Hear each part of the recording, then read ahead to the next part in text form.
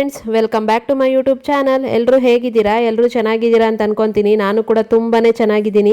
ಇನ್ನಿದು ಭಾನುವಾರದ ವ್ಲಾಗ್ ಆಗಿರುತ್ತೆ. ಭಾನುವಾರ ಮಧ್ಯಾಹ್ನದಿಂದ ವ್ಲಾಗ್ನ ಸ್ಟಾರ್ಟ್ ಮಾಡ್ಕೊತಾ ಇದ್ದೀನಿ. ಮಧ್ಯಾಹ್ನ ಅಂದರೆ ಸುಮಾರು ಒಂದು 11:30 11:45 ಟೈಮ್ ಆಗಿತ್ತು ಅಂತ ಅನಿಸುತ್ತೆ. ಆವಾಗಿಂದ ನಾನು ವ್ಲಾಗ್ನ ಸ್ಟಾರ್ಟ್ ಮಾಡಿಕೊಂಡೆ. ಬೆಳಗ್ಗೆ ಎಲ್ಲ ಸ್ವಲ್ಪ ಬ್ಯುಸಿ ಇದ್ದೆ, ಹಾಗಾಗಿ ಮಧ್ಯಾಹ್ನದ ಮೇಲೆ ನಾನು ವ್ಲಾಗ್ನ ಸ್ಟಾರ್ಟ್ ಮಾಡ್ಕೊಂಡಿದ್ದು. ಇನ್ನು ಭಾನುವಾರ ಅಂದಮೇಲೆ ನಾನ್ ವೆಜ್ ಇರಬೇಕು ಅಲ್ವಾ, ಹಾಗಾಗಿ ಇವತ್ತು ನಾನು ನಾನ್ ವೆಜ್ ಏನು ಮಾಡ್ತಾ ಇದ್ದೀನಿ ಅಂದರೆ ಕುರಿದು ತಲೆ ಮಾಂಸ, ಅದರದ್ದು ಸಾಂಬಾರು ಮಾಡ್ತಾ ಇದ್ದೀನಿ. ಅದ್ರ ಜೊತೆಯಲ್ಲಿ ಮುದ್ದೆನ ನಮ್ಮ ಅಮ್ಮನೇ ಮಾಡ್ತಾರೆ, ನಾನು ಮಾಡಲ್ಲ. ಸಾಂಬಾರು ಮಾತ್ರ ನಾನು ಮಾಡ್ತಾ ಇದ್ದೀನಿ. ಅದರ ರೆಸಿಪಿನ ನಾನು ನಿಮ್ಮ ಹತ್ರ ಶೇರ್ ಮಾಡ್ಕೊತೀನಿ. ನನಗೆ ಯಾವ ಥರ ಬರುತ್ತೆ ನಾನು ಆ ಥರ ಸಾಂಬಾರನ್ನ ಮಾಡ್ತಾ ಇದ್ದೀನಿ. ಏನಾದರೂ ಮಿಸ್ಟೇಕ್ಸ್ ಇದ್ದರೆ ನನಗೆ ಕಮೆಂಟ್ ಮಾಡಿ ಹೇಳಿ. ಏನಾದರೂ ಎಕ್ಸ್ಟ್ರಾ ಹಾಕಬೇಕಾ ಇದಕ್ಕೆ ಅಂತ ನನಗೆ ಗೊತ್ತಿಲ್ಲ. ನನಗೆ ಎಷ್ಟು ಗೊತ್ತೋ ಅಷ್ಟನ್ನು ನಾನು ಹಾಕಿ ಸಾಂಬಾರನ್ನ ಮಾಡ್ತೀನಿ. ಆದರೆ ಸಾಂಬಾರು ಟೇಸ್ಟ್ ಮಾತ್ರ ಚೆನ್ನಾಗಿರುತ್ತೆ. ನೀವೇನಾದರೂ ಈ ಥರ ಸಾಂಬಾರನ್ನ ಟ್ರೈ ಮಾಡಿಲ್ಲ ಅನ್ನೋದಾದರೆ ಒಂದ್ಸರಿ ಟ್ರೈ ಮಾಡಿ ನೋಡಿ, ಕುರಿದು ತಲೆ ಮಾಂಸನ. ಇನ್ನು ಸಾಂಬಾರಿಗೆ ನಾನು ಎಲ್ಲನೂ ರೆಡಿ ಮಾಡ್ಕೊತಾ ಇದ್ದೆ. ಸಾಂಬಾರಿಗೆ ಏನೇನು ಬೇಕು, ಈರುಳ್ಳಿ, ಬೆಳ್ಳುಳ್ಳಿ, ಶುಂಠಿ, ಮಾಮೂಲಿಯಾಗಿ ಏನೇನು ಬೇಕು ಎಲ್ಲನೂ ಬಿಡಿಸಿ ರೆಡಿ ಮಾಡಿ ಇಟ್ಕೊತಾ ಇದ್ದೀನಿ. ಎಲ್ಲ ಒಂದೇ ಸರಿ ರೆಡಿ ಮಾಡಿ ಇಟ್ಕೊಂಡು ಆಮೇಲೆ ಅಡುಗೆ ಮಾಡ್ಕೊಳ್ಳೋದಕ್ಕೆ ಸರಿ ಹೋಗುತ್ತೆ ಅಲ್ವಾ. ಹಾಗಾಗಿ ಫಸ್ಟ್ ಎಲ್ಲನೂ ನಾನು ರೆಡಿ ಮಾಡಿ ಇಟ್ಕೊಂಡ್ಬಿಡ್ತೀನಿ. ಏನೇನು ಬೇಕು ಎಲ್ಲನೂ ಕಣ್ಣೆದುರುಗಡೆ ಇಟ್ಕೊಂಡ್ಬಿಟ್ರೆ ಮಾಡೋವಾಗ ಈಸಿ ಆಗುತ್ತೆ ಅಂತ ಅಂದ್ಬಿಟ್ಟು.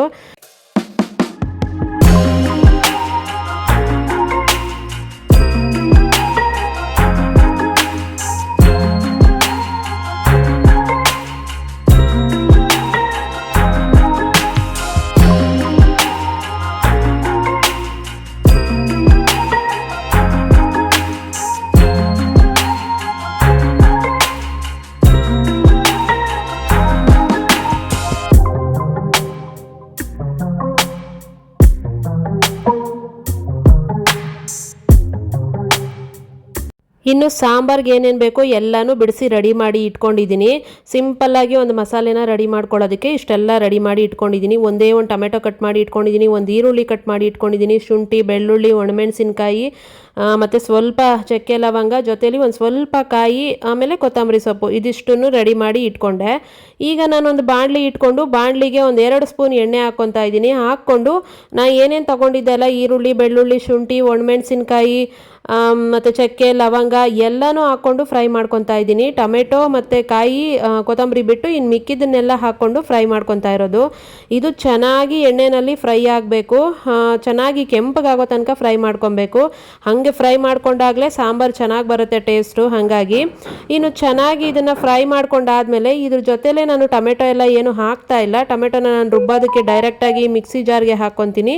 ಈಗ ಬರೀ ಇವಿಷ್ಟನ್ನು ಮಾತ್ರ ನಾನು ಫ್ರೈ ಮಾಡ್ಕೊತಾ ಇರೋದು. ಇನ್ನು ಇದನ್ನಿಷ್ಟನ್ನು ಫ್ರೈ ಮಾಡ್ಕೊಂಡಾದ್ಮೇಲೆ ಇದ್ರ ಜೊತೆಲಿ ನಾನು ಧನಿಯಾ ಪುಡಿ ಹಾಕ್ಕೊತೀನಿ.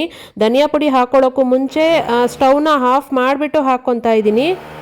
ಒಂದು 3 ಸ್ಪೂನಷ್ಟು ಧನಿಯಾ ಪುಡಿ ಹಾಕ್ಕೊತಾ ಇದ್ದೀನಿ. ಯಾಕಂದರೆ ತಲೆ ಮಾಂಸ ಏನಿಲ್ಲ ಅಂದರೂ 1 ರಿಂದ 1.25 kg ಇರುತ್ತೆ.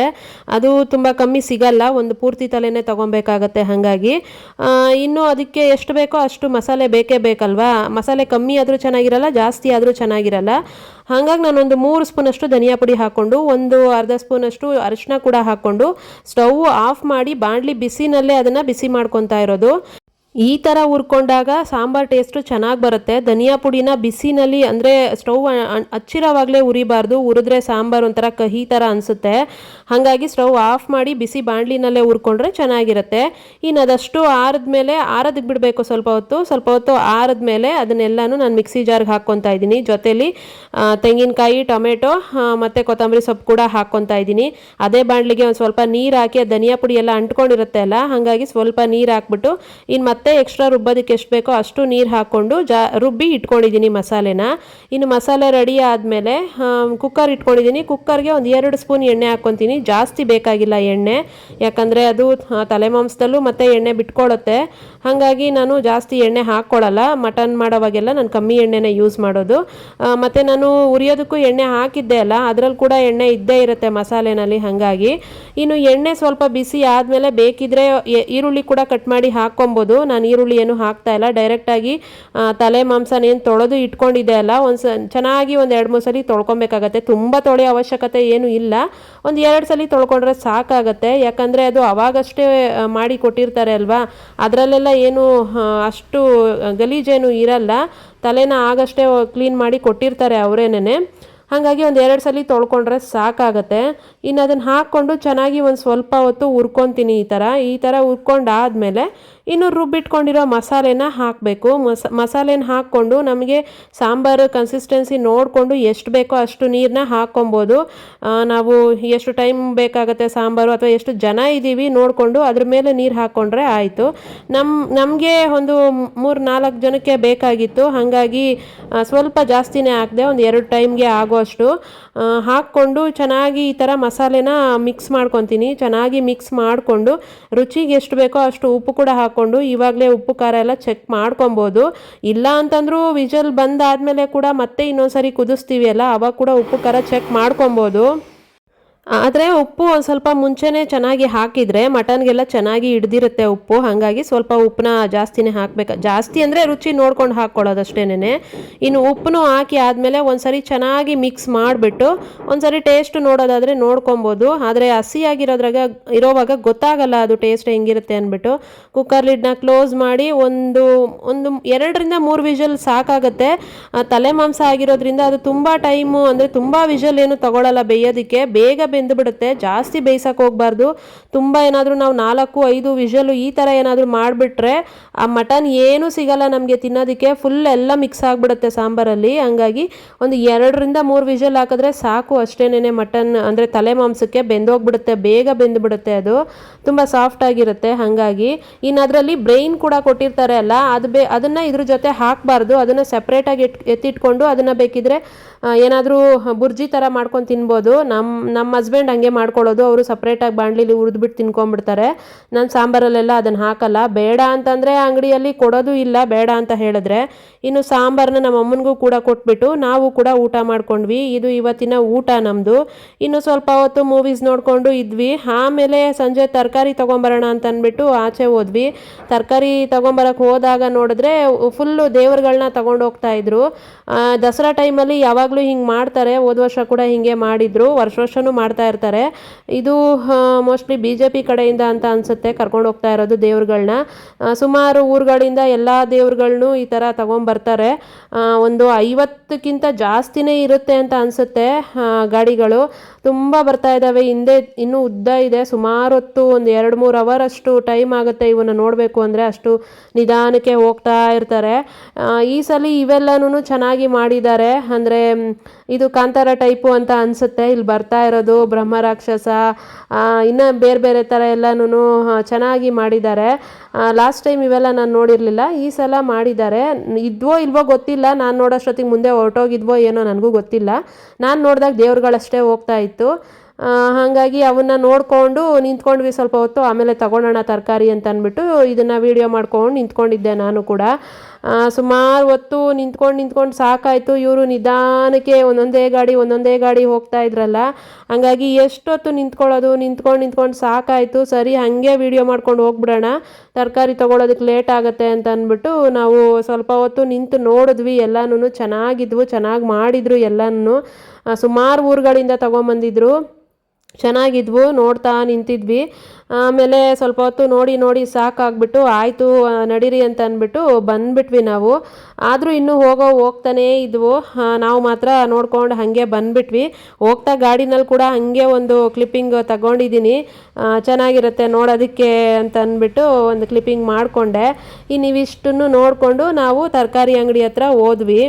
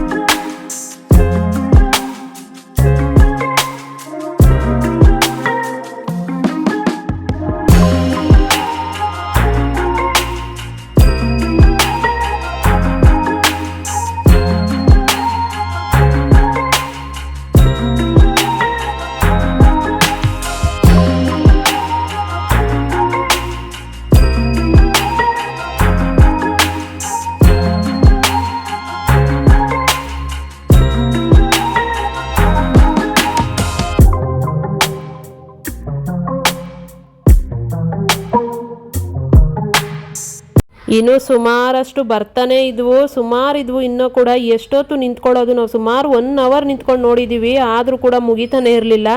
ಅದಕ್ಕೆ ಸಾಕು ನಿಂತ್ಕೊಂಡಿದ್ದು, ಎಷ್ಟೊತ್ತವರೆಗೂ ನಿಂತ್ಕೊಳ್ಳೋದು ಅಂತ ಅಂದ್ಬಿಟ್ಟು ನಾವು ಬಂದ್ಬಿಟ್ಟಿದ್ದು. ಇನ್ನು ಬಂದು ತರಕಾರಿ ಕೂಡ ತಗೊಂಡು ತರಕಾರಿನೆಲ್ಲ ಬಿಲ್ ಮಾಡಿಸ್ಕೊಂಡು ಹೊರಟ್ವಿ. ಅಲ್ಲಿಂದ ಹೋಗ್ತಾ ಕೂಡ ಮತ್ತೆ ಇನ್ನೂ ಹೋಗ್ತಾನೆ ಇದ್ವು, ಸುಮಾರು ನೋಡ್ಕೊಂಡು ಸ್ವಲ್ಪ ಹೊತ್ತು ನೋಡ್ಕೊಂಡೇ ನಿಂತಿದ್ವಿ. ಆಮೇಲೆ ಸರಿ ನೋಡಿದ್ದು ಸಾಕು, ಎಷ್ಟೊತ್ತು ನೋಡೋದು, ಸಂಜೆ ಆಗ್ತಾ ಇದೆ ಅಂತ ಅಂದ್ಬಿಟ್ಟು ಹೋಗಿದ್ದು. ಈ ಲೈಟ್ಗಳೆಲ್ಲ ಹಾಕಿದ್ದಾರೆ, ಎಷ್ಟು ಚೆನ್ನಾಗಿ ಹಾಕಿದ್ದಾರೆ, ಎಷ್ಟು ಚೆನ್ನಾಗಿ ಕಾಣಿಸ್ತಾ ಇತ್ತು ಎಲ್ಲನೂ. ದಸರಾದಲ್ಲಿ ಮೈಸೂರಿಗೆ ಹೋಗಿದ್ರೆ ಇದೇ ಥರ ಎಲ್ಲ ನೋಡ್ಬೋದಾಗಿತ್ತು. ಅಂದರೆ ಅಲ್ಲಿ ಇನ್ನೂ ಚೆನ್ನಾಗಿರುತ್ತೆ, ಎಲ್ಲ ಸ್ತಬ್ಧ ಚಿತ್ರಗಳು ಬರ್ತಾ ಇರ್ತವೆ, ಅಲ್ಲಿ ನೋಡೋದಕ್ಕೆ ಇನ್ನೂ ಚೆಂದ ಇರುತ್ತೆ. ಇಲ್ಲಿ ಈ ಥರ ತೊಗೊಂಡು ಹೋಗ್ತಾರೆ. ಇನ್ನು ತರಕಾರಿನೆಲ್ಲ ತೊಗೊಂಡು ಮನೆಗೆ ಬಂದಾದಮೇಲೆ ತರಕಾರಿನೆಲ್ಲ ಇಟ್ಬಿಟ್ಟು ಅದನ್ನು ಎತ್ತಿಟ್ಟಿಲ್ಲ, ಆಮೇಲೆ ಎತ್ತಿಡೋಣ ಅಂತ ಅಂದ್ಬಿಟ್ಟು ನೋಡಿದೆ. ಈ ಕಡೆ ನೋಡಿ ಹಿಂಗಿದೆ ನಮ್ಮ ಕಿಚನ್ನು. ತರಕಾರಿನ ಎತ್ತಿ ಸೈಡ್ಗಿಟ್ಟು ಊಟ ಎಲ್ಲ ಮಾಡ್ಕೊಂಡ್ವಿ. ಸಾಂಬಾರು ಇದ್ದಿದ್ದನ್ನೆಲ್ಲ ಬಿಸಿ ಮಾಡಿಕೊಂಡು ಊಟ ಮಾಡಿ ಮುಗಿಸ್ಬಿಟ್ಟು ಇನ್ನು ಈ ಕಿಚನ್ನ ಕ್ಲೀನ್ ಮಾಡೋ ಕೆಲಸಕ್ಕೆ ನಿಂತ್ಕೊಂಡಿದ್ದು ನಾನು. ಈ ಥರ ಇದ್ದ ಕಿಚನ್ನ ಈ ಥರ ಮಾಡಿದೆ ಕೊನೆಗೆ. ಇದನ್ನೆಲ್ಲ ಮಾಡಿ ಮುಗಿಸೋಷ್ಟೊತ್ತಿಗೆ ಸಾಕಾಗೋಯ್ತು. ಈ ನಾನ್ ವೆಜ್ ಮಾಡಿದಾಗಲೆಲ್ಲ ನಮ್ಮ ಕಿಚನ್ ಇದೇ ಥರ ಇರುತ್ತೆ. ಇನ್ನು ಈ ಗಲೀಜು ಅಂತ ಹೇಳಬಾರ್ದು, ಇನ್ನು ಇದನ್ನು ಕ್ಲೀನ್ ಮಾಡದೆ ಹೋದರೆ ಸಮಾಧಾನ ಆಗಲ್ಲ, ಹಾಗೆ ನಿದ್ದೆ ಕೂಡ ಬರಲ್ಲ. ಇನ್ನು ನಾನ್ ವೆಜ್ ಮಾಡಿದ್ಮೇಲೆ ಕಿಚನ್ನ ಕ್ಲೀನ್ ಮಾಡಿನೇ ಮಲಗಬೇಕು. ನಾರ್ಮಲಾಗಿ ನೈಟೇ ಎಲ್ಲ ಕ್ಲೀನ್ ಮಾಡ್ಕೊಳ್ಳೋದು. ಇನ್ನು ಎಲ್ಲನೂ ಕ್ಲೀನ್ ಮಾಡ್ಕೊಂಡಾದಮೇಲೆ ನೈಟ್ ಮತ್ತೆ ನಾನು ವಿಡಿಯೋ ಏನು ಕಂಟಿನ್ಯೂ ಮಾಡಲಿಲ್ಲ. ಇದು ಮಾರನೇ ದಿನ ಸೋಮವಾರ ಬೆಳಗ್ಗೆ ಮತ್ತೆ ವಿಡಿಯೋನ ಕಂಟಿನ್ಯೂ ಮಾಡಿದ್ದು. ಇನ್ನು ಬೆಳಗ್ಗೆನೇ ತುಂಬ ಕೆಲಸ ಇತ್ತು. ನಾನ್ ವೆಜ್ ಮಾಡಿದ್ರಿಂದ ಪಾತ್ರೆಗಳೇನೋ ರಾತ್ರಿನೇ ತೊಳೆದಿದ್ದೆ, ಆದರೆ ಮನೆ ಕ್ಲೀನ್ ಮಾಡಬೇಕಿತ್ತು ಅಲ್ಲ. ಅಂದರೆ ಆಚೆ ರಾತ್ರಿ ಎಲ್ಲ ಸಿಕ್ಕಾಪಟ್ಟೆ ಮಳೆ ಬಂದು ಬಾಗಿಲ ಹತ್ರ ಎಲ್ಲ ನೀರು ಬಂದು, ಅಂದರೆ ನೀರು ಬರಲ್ಲ, ಮೇಲಿಂದ ಬರುತ್ತೆ ಗಲೀಜು, ಅದು ಬಂದು ಎಲ್ಲ ಬಾಗಿಲಲ್ಲಿ ಕೂತ್ಕೊಂಡಿರುತ್ತೆ. ಇನ್ನು ಅದನ್ನೆಲ್ಲನೂ ನೀರು ಹಾಕಿ ತೊಳೆದು ಬಾಗಿಲನ್ನೆಲ್ಲನೂ ಅರಿಶಿನ ಕುಂಕುಮ ಇಟ್ಟು ರಂಗೋಲಿ ಇಟ್ಟು ಆಮೇಲೆ ಮನೆಯನ್ನೆಲ್ಲ ಕಸ ಗುಡಿಸಿ ಒರೆಸ್ಕೊಂಡು ಸ್ನಾನ ಮಾಡಿ, ಪೂಜೆ ಏನೂ ಮಾಡಲಿಲ್ಲ, ಸ್ನಾನ ಅಷ್ಟೇ ಮಾಡಿದೆ ಇವತ್ತು. ಯಾಕೋ ನಾಳೆ ಹುಣ್ಣಿಮೆ ಇದೆ ಅಲ್ಲ, ಹುಣ್ಣಿಮೆ ಪೂಜೆ ಮಾಡ್ಕೊಬೇಕು, ಅದಕ್ಕೆ ಇವತ್ತೇನು ನಾನು ಪೂಜೆ ಮಾಡೋಕ್ಕೆ ಹೋಗಲಿಲ್ಲ. ಹೂವೆಲ್ಲ ಏನೂ ಇರಲಿಲ್ಲ, ಇನ್ನು ಎಲ್ಲನೂ ತೊಗೊಂಬರ್ಬೇಕಿತ್ತು. ಸರಿ ಹೋಗಲಿ ಅಂತ ಅಂದ್ಬಿಟ್ಟು ಸುಮ್ಮನಾಗ್ಬಿಟ್ಟೆ. ಟೈಮ್ ಆಗಿತ್ತು ಅಂತ ತಿಂಡಿ ಮಾಡೋದಕ್ಕೆ ಅಂತ ಬಂದೆ. ತಿಂಡಿಗೆ ಏನು ಮಾಡೋಣ ಅಂತ ಯೋಚನೆ ಮಾಡ್ತಾಯಿದ್ದೆ. ನಿನ್ನೆ ಹೆಂಗೂ ಬದನೆಕಾಯಿ ತಂದಿದ್ದೆ, ವಾಂಗಿಬಾತ್ ಮಾಡೋಣ ಅಂತ ಅಂದ್ಬಿಟ್ಟು. ವಾಂಗಿಬಾತ್ ಪೌಡ್ರ್ ಇರಲಿಲ್ಲ. ಸರಿ ಪೌಡ್ರ್ ಇಲ್ಲದೆ ಹೋದರೆ ಏನಾದರೂ ಒಂದು ಕ್ರಿಯೇಟಿವ್ ಆಗಿ ನಾನೇ ಏನೋ ಒಂದು ಮಾಡೋಣ ಐಡಿಯಾ ಅಂತ ಅಂದ್ಬಿಟ್ಟು ವಾಂಗಿಬಾತ್ ಮಾಡಲಿಲ್ಲ, ಬದನೆಕಾಯಿ ಬಾತ್ ಮಾಡಿದ್ದೀನಿ. ವಾಂಗಿಬಾತ್ ಪೌಡ್ರ್ ಇಲ್ಲದೆ ಮಾಡಿರೋ ಬದನೆಕಾಯಿ ಬಾತ್ ಇದು. ಅದಕ್ಕೆ ಅಂತ ನಾನು ಒಂದಿಷ್ಟು ಐಟಮ್ಗಳನ್ನೆಲ್ಲ ರೆಡಿ ಮಾಡ್ಕೊತಾ ಇದ್ದೆ. ಈರುಳ್ಳಿ, ಟೊಮೆಟೊ, ಶುಂಠಿ, ಬೆಳ್ಳುಳ್ಳಿ, ಕೊತ್ತಂಬರಿ ಸೊಪ್ಪು ಎಲ್ಲನೂ, ಬದನೆಕಾಯಿ ಎಲ್ಲನೂ ಕಟ್ ಮಾಡಿ ಇಟ್ಕೊಂಡು ಎಲ್ಲನೂ ರೆಡಿ ಮಾಡ್ಕೊತಾ ಇದ್ದೀನಿ. ಜೊತೆಲಿ ಹಸಿಮೆಣ್ಸಿನ್ಕಾಯಿ ಹಾಕ್ತಾಯಿದ್ದೀನಿ. ಇವತ್ತು ಖಾರದ ಪುಡಿ ಏನು ಯೂಸ್ ಮಾಡ್ತಾಯಿಲ್ಲ. ಸ್ವಲ್ಪ ಚಕ್ಕೆ, ಲವಂಗ, ಸೋಂಪು ಮತ್ತು ಕರಿಬೇವು ಎಲ್ಲನೂ, ಕೊತ್ತಂಬರಿ ಎಲ್ಲ ಕಟ್ ಮಾಡಿ ಇಟ್ಕೊಂಡೆ. 1-2 ಹುಳಿ ಟೊಮೆಟೊ ಕಟ್ ಮಾಡಿ ಇಟ್ಕೊಂಡೆ. ಒಂದು ಈರುಳ್ಳಿ ಕಟ್ ಮಾಡಿ ಇಟ್ಕೊಂಡಿದ್ದೀನಿ. ಶುಂಠಿ ಬೆಳ್ಳುಳ್ಳಿನ ತುರಿದು ಇಟ್ಕೊಂಡಿದ್ದೀನಿ. 2 ಬದನೆಕಾಯಿ ತೊಗೊಂಬಂದಿದ್ದೆ, ಆ ಎರಡನ್ನೂ ಈ ಥರ ಉದ್ದುದ್ದು ಕಟ್ ಮಾಡಿ ಇಟ್ಕೊಂಡಿದ್ದೀನಿ. ಆ ಗ್ಲಾಸಲ್ಲಿ 3/4 ಗ್ಲಾಸಷ್ಟು ಅಕ್ಕಿನ ತೊಳೆದು ನೆನೆಸಿ ಇಟ್ಕೊಂಡಿದ್ದೀನಿ. ಜಾಸ್ತಿ ಬೇಡ ಅಂತ ಅಂದ್ಬಿಟ್ಟು ಕಮ್ಮಿನೇ ಹಾಕಿರೋದು. ಯಾಕಂದರೆ ನಮ್ಮಮ್ಮ ಚಪಾತಿ ಕೂಡ ಮಾಡ್ತೀನಿ ಅಂತಂದರು, ಚಪಾತಿ ಬೀಟ್ರೋಟ್ ಪಲ್ಯ, ಹಾಗಾಗಿ ಸರಿ ಅದು ಸ್ವಲ್ಪ ಇರುತ್ತೆ, ಇದು ಸ್ವಲ್ಪ ಇರಲಿ ಅಂತ ಅಂದ್ಬಿಟ್ಟು ಮಾಡಿದ್ದು. ಇನ್ನು ಕುಕ್ಕರ್ ಇಟ್ಕೊಂಡು ಕುಕ್ಕರ್ಗೆ ಒಂದು 4ರಿಂದ 5-6 ಸ್ಪೂನೇ ಎಣ್ಣೆ ಹಾಕ್ಕೊಂಡಿದ್ದೀನಿ. ಸ್ವಲ್ಪ ಎಣ್ಣೆ ಜಾಸ್ತಿ ಇದ್ದರೆ ಚೆನ್ನಾಗಿರುತ್ತೆ ಅಂದ್ಬಿಟ್ಟು. ಇನ್ನು ಸ್ವಲ್ಪ ಗೋಡಂಬಿ ಹಾಕ್ಕೊತಾ ಇದ್ದೀನಿ, ಯಾಕಂದರೆ ಹಸಿ ಬಟಾಣಿ ಇರಲಿಲ್ಲ. ಬಟಾಣಿ ಇದ್ದರೆ ಚೆನ್ನಾಗಿರ್ತಾಯಿತ್ತು, ಬಟಾಣಿ ಇರಲಿಲ್ಲ, ಹಂಗಾಗಿ ಗೋಡಂಬಿ ಹಾಕ್ಕೊಂಡೆ, ತಿನ್ನೋವಾಗ ಚೆನ್ನಾಗಿರುತ್ತೆ ಅಂತ ಅಂದ್ಬಿಟ್ಟು. ಇನ್ನು ಏನೇನು ತೊಗೊಂಡಿದ್ದೆ ಸ್ಪೈಸಸ್ನು ಹಾಕ್ಕೊಂಡು, ಜೊತೆಲಿ ಈರುಳ್ಳಿ, ಹಸಿಮೆಣ್ಸಿನ್ಕಾಯಿ, ಕರಿಬೇವು ಎಲ್ಲನೂ ಹಾಕ್ಕೊಂಡು ಚೆನ್ನಾಗಿ ಫ್ರೈ ಮಾಡ್ಕೊಬೇಕು. ಈರುಳ್ಳಿ ಎಲ್ಲ ಕೆಂಪಗಾಗೋ ತನಕ ಚೆನ್ನಾಗಿ ಫ್ರೈ ಮಾಡ್ಕೊಬೇಕು. ಈರುಳ್ಳಿ ಹಸಿಯಾಗಿ ಇರಬಾರ್ದು. ಈರುಳ್ಳಿ ಚೆನ್ನಾಗಿ ಫ್ರೈ ಆದರೆ ಟೇಸ್ಟು ಚೆನ್ನಾಗಿ ಬರುತ್ತೆ. ಹಾಗಾಗಿ ಈರುಳ್ಳಿನ ಚೆನ್ನಾಗಿ ಫ್ರೈ ಮಾಡ್ಕೊಂಡಾದ್ಮೇಲೆ ಶುಂಠಿ ಬೆಳ್ಳುಳ್ಳಿನ ತುರಿದಿಟ್ಕೊಂಡಿದ್ದೆ ಅಲ್ಲ, ಅದನ್ನು ಕೂಡ ಹಾಕ್ಕೊತಾ ಇದ್ದೀನಿ. ಪೇಸ್ಟ್ ಇದ್ದರೆ ಪೇಸ್ಟನ್ನೇ ಹಾಕ್ಕೊಬೋದು. ನಾನು ಪೇಸ್ಟು ಇಟ್ಕೊಳಲ್ಲ, ಹಾಗಾಗಿ ನಾನೇ ತುರಿದ್ಬಿಟ್ಟು ಡೈರೆಕ್ಟಾಗಿ ಹಾಗೆ ಹಾಕ್ಕೊಳ್ಳೋದು. ಇನ್ನು ಟೊಮೆಟೊ ಕೂಡ ಹಾಕ್ಕೊತಾ ಇದ್ದೀನಿ. ಟೊಮೆಟೊನ ಹಾಕ್ಕೊಂಡ್ಮೇಲೆ ಸ್ವಲ್ಪ ಹೊತ್ತು ಫ್ರೈ ಮಾಡಿಬಿಟ್ಟು ಟೊಮೆಟೊ ಜೊತೆಲೇ ನಾನು ಬದನೆಕಾಯಿ ಕೂಡ ಹಾಕ್ಕೊಂಡ್ಬಿಡ್ತಾ ಇದ್ದೀನಿ. ಯಾಕಂದರೆ ಬದನೆಕಾಯಿ ಎಣ್ಣೆನಲ್ಲೇ ಫ್ರೈ ಆಗಬೇಕು, ಆವಾಗಲೇ ಟೇಸ್ಟ್ ಚೆನ್ನಾಗಿ ಬರೋದು. ಹಂಗಾಗಿ ಫಸ್ಟೇ ಬದನೆಕಾಯಿನೂ ಟೊಮೆಟೊ ಜೊತೆಯಲ್ಲೇ ಹಾಕ್ಕೊಂಬಿಟ್ಟು ಫ್ರೈ ಮಾಡ್ಕೊತಾ ಇರೋದು. ಇನ್ನಿದು ಚೆನ್ನಾಗಿ ಎಣ್ಣೆಯಲ್ಲಿ ಫ್ರೈ ಆಗಬೇಕು. ಬದನೆಕಾಯಿ ಕಲರೆಲ್ಲ ಚೇಂಜ್ ಆಗುತ್ತೆ ಅಲ್ಲ, ಅಲ್ಲಿ ತನಕ ಫ್ರೈ ಮಾಡ್ಕೊತಾ ಇದ್ದೀನಿ. ಇನ್ನು ಚೆನ್ನಾಗಿ ಫ್ರೈ ಮಾಡ್ಕೊಂಡಾದಮೇಲೆ ಇದಕ್ಕೆ ಅಂದರೆ ರುಚಿಗೆ ಎಷ್ಟು ಬೇಕೋ ಅಷ್ಟು ಉಪ್ಪು ಕೂಡ ಹಾಕ್ಕೊತಾ ಇದ್ದೀನಿ. ಉಪ್ಪು ಹಾಕ್ಕೊಂಡು 1/4 ಸ್ಪೂನಷ್ಟು ಅರಶಿನ ಹಾಕ್ಕೊಂಡು 2 ಸ್ಪೂನಷ್ಟು ಧನಿಯಾ ಪುಡಿ ಹಾಕ್ಕೊತಾ ಇದ್ದೀನಿ. ಧನಿಯಾ ಪುಡಿ ಹಾಕ್ಕೊಂಡು ಸ್ವಲ್ಪ 1/2 ಸ್ಪೂನಷ್ಟು ಗರಂ ಮಸಾಲ ಕೂಡ ಹಾಕ್ಕೊತಾ ಇದ್ದೀನಿ. ಹಾಕ್ಕೊಂಡು ಚೆನ್ನಾಗಿ ಫ್ರೈ ಮಾಡ್ಕೊತಾ ಮಾಡ್ಕೊಬೇಕು. ಚೆನ್ನಾಗಿ ಫ್ರೈ ಮಾಡಿಕೊಂಡು ಇದು ಸ್ವಲ್ಪ ಆ ಎಣ್ಣೆಯಲ್ಲಿ ಹಸಿ ಘಮ ಹೋಗಿ ಎಣ್ಣೆ ಬಿಡುತ್ತೆ ಅಲ್ಲಿ ತನಕ ಫ್ರೈ ಮಾಡ್ಕೊತೀನಿ. ಚೆನ್ನಾಗಿ ಫ್ರೈ ಮಾಡ್ಕೊಬೇಕು, ಟೇಸ್ಟು ಚೆನ್ನಾಗಿ ಬರುತ್ತೆ. ಟ್ರೈ ಮಾಡಿಲ್ಲ ಅಂದರೆ ಬೇಕಿದ್ರೆ ಒಂದು ಸಾರಿ ಟ್ರೈ ಮಾಡಿ, ನೀವು ವಾಂಗಿಬಾತನ್ನ ತಿನ್ನೋದನ್ನೇ ಬಿಟ್ಬಿಡ್ತೀರಾ ಅಂತ ಅನಿಸುತ್ತೆ, ಅಷ್ಟು ಚೆನ್ನಾಗಿರುತ್ತೆ ಟೇಸ್ಟು. ಇನ್ನು ಸ್ವಲ್ಪ ಕೊತ್ತಂಬರಿ ಕಟ್ ಮಾಡಿ ಇಟ್ಕೊಂಡಿದ್ದೆ ಅಲ್ಲ, ಅದನ್ನು ಕೂಡ ಹಾಕ್ಕೊತಾ ಇದ್ದೀನಿ. ಪುದೀನ ಇದ್ದರೆ ಅದನ್ನು ಕೂಡ ಹಾಕ್ಕೊಬೋದು. ಪುದೀನ ನಾನು ತರೋದನ್ನು ಮರ್ತೋಗ್ಬಿಟ್ಟೆ, ಹಾಗಾಗಿ ಕೊತ್ತಂಬರಿನ ಹಾಕ್ಕೊತಾ ಇರೋದು. ಇನ್ನು ಕೊತ್ತಂಬರಿ ಸೊಪ್ಪನ್ನು ಹಾಕ್ಕೊಂಡು ಚೆನ್ನಾಗಿ ಸ್ವಲ್ಪ ಹೊತ್ತು ಫ್ರೈ ಮಾಡಿ ಆದಮೇಲೆ ತೊಳೆದಿಟ್ಕೊಂಡಿದ್ದೆ ಅಲ್ಲ ಅಕ್ಕಿನ ನೀರು ತೆಗೆದುಬಿಟ್ಟು ಹಾಕ್ಕೊತಾ ಇದ್ದೀನಿ. ಅಕ್ಕಿನೂ ಹಾಕ್ಕೊಂಡು ಸ್ವಲ್ಪ ಮಿಕ್ಸ್ ಮಾಡ್ಕೊಬೇಕು ಅಕ್ಕಿನ ಚೆನ್ನಾಗಿ ಮಿಕ್ಸ್ ಮಾಡ್ಕೊಂಡ್ಮೇಲೆ ನಾನು ಆ ಗ್ಲಾಸಲ್ಲಿ 3/4 ಗ್ಲಾಸಷ್ಟು ಅಕ್ಕಿ ತೊಗೊಂಡಿದ್ದಲ್ಲ, ಅದೇ ಗ್ಲಾಸ್ ಮೆಜರ್ಮೆಂಟಲ್ಲೇ 3/4 ಗ್ಲಾಸಷ್ಟು 1.5 ಗ್ಲಾಸಷ್ಟು ನೀರು ಹಾಕ್ಕೊತಾ ಇರೋದು. ನೀರು ಹಾಕ್ಕೊಂಡು, ನೀರು ಜಾಸ್ತಿ ಹಾಕಬಾರ್ದು, ತುಂಬ ಮೆತ್ತಗಾಗ್ಬಿಡುತ್ತೆ. ಸ್ವಲ್ಪ ಉದ್ರುದ್ರಾಗೆ ಇರಲಿ ಅಂತ ಅಂದ್ಬಿಟ್ಟು ಅಕ್ಕಿ ಕೂಡ ನೆನೆಸಿದ್ದೀವಿ ಅಲ್ಲ, ಹಾಗಾಗಿ ಚೆನ್ನಾಗಿ ಒಂದ್ಸರಿ ಮಿಕ್ಸ್ ಮಾಡಿ ಕುಕ್ಕರ್ ಲಿಡ್ನ ಕ್ಲೋಸ್ ಮಾಡಿಬಿಟ್ಟು ಒಂದು 2 ವಿಷಲ್ ತಗೊಂಡ್ರೆ ಸಾಕು, ಬೆಂದೇ ಹೋಗ್ಬಿಟ್ಟಿರುತ್ತೆ. ವಾಂಗಿಬಾತು ಅಲ್ಲ, ಇದು ಬದನೆಕಾಯಿ ಬಾತು ರೆಡಿನೇ ಆಗಿರುತ್ತೆ. ನೋಡಿ ಈ ಥರ ಕಾಣಿಸ್ತಾ ಇದೆ ಬದನೆಕಾಯಿ ಬಾತು. ಇನ್ನು ಕುಕ್ಕರ್ ವಿಷಲ್ ಇಳಿದ್ಮೇಲೆ ಓಪನ್ ಮಾಡಿ ತೋರಿಸ್ತಾ ಇರೋದು ಎಷ್ಟು ಚೆನ್ನಾಗಾಗಿದೆ ಅಂತ. ಟ್ರೈ ಮಾಡಿಲ್ಲ ಅಂದರೆ ನಿಜವಾಗ್ಲೂ ಟ್ರೈ ಮಾಡಿ, ಅರ್ಜೆಂಟಾಗಿ ಮಾಡ್ಕೊಬೋದು. ಒನ್ ಪಾಟ್ ರೆಸಿಪಿ ಅಂತಾರಲ್ಲ ಆ ಥರ. ವಾಂಗಿಬಾತು ತಿನ್ನಬೇಕು ಅನ್ನಿಸ್ದಾಗ ಪೌಡ್ರ್ ಇಲ್ಲ ಅಂತಂದರೆ ಈ ಥರ ಮಾಡ್ಕೊಂಬಿಡಿ, ಬದನೆಕಾಯಿ ಬಾತು ಸೂಪರಾಗಿರುತ್ತೆ. ಟೇಸ್ಟ್ ಮಾತ್ರ ಸಕ್ಕತ್ತಾಗಿತ್ತು. ಟ್ರೈ ಮಾಡಿಲ್ಲ ಅಂದರೆ ಟ್ರೈ ಮಾಡಿ ನೋಡಿ. ಇನ್ನು ಇವತ್ತಿನ ವ್ಲಾಗ್ ಕೂಡ ಇಷ್ಟೇನೆ. ಹೆಂಗಿತ್ತು ಬದನೆಕಾಯಿ ಬಾತು, ಜೊತೇಲಿ ತಲೆ ಮಾಂಸ ಸಾಂಬಾರು ಮತ್ತು ದೇವ್ರ ಉತ್ಸವ ಎಲ್ಲನೂ ಶೇರ್ ಮಾಡ್ಕೊಂಡಿದ್ದೀನಿ ನಿಮ್ಮ ಹತ್ರ. ಹೆಂಗಿತ್ತು ಅಂತ ನನಗೆ ಕಮೆಂಟ್ ಮಾಡಿ ಹೇಳಿ ಆಯಿತಾ. ಇನ್ನು ಇವತ್ತಿನ ವ್ಲಾಗ್ನ ನಾನು ಇಲ್ಲಿಗೆ ಎಂಡ್ ಮಾಡ್ತಾ ಇದ್ದೀನಿ. ನನ್ನ ವ್ಲಾಗ್ ನಿಮ್ಗೆ ಇಷ್ಟ ಆಗಿದ್ರೆ ಲೈಕ್ ಮಾಡಿ, ಶೇರ್ ಮಾಡಿ, ಸಬ್ಸ್ಕ್ರೈಬ್ ಮಾಡಿ. ನೆಕ್ಸ್ಟ್ ವ್ಲಾಗಲ್ಲಿ ಸಿಗ್ತೀನಿ. ಟೇಕ್ ಕೇರ್, ಬಾಯ್ ಬಾಯ್ ಎಲ್ಲರಿಗೂ. ಮಿಸ್ ಮಾಡದೆ ಬದನೆಕಾಯಿ ಬಾತ್ನ ಟ್ರೈ ಮಾಡಿ ಆಯಿತಾ. ಟ್ರೈ ಮಾಡಿ ಹೆಂಗಿತ್ತು ಅಂತ ನನಗೆ ಕಮೆಂಟ್ ಮಾಡಿ ಹೇಳಿ.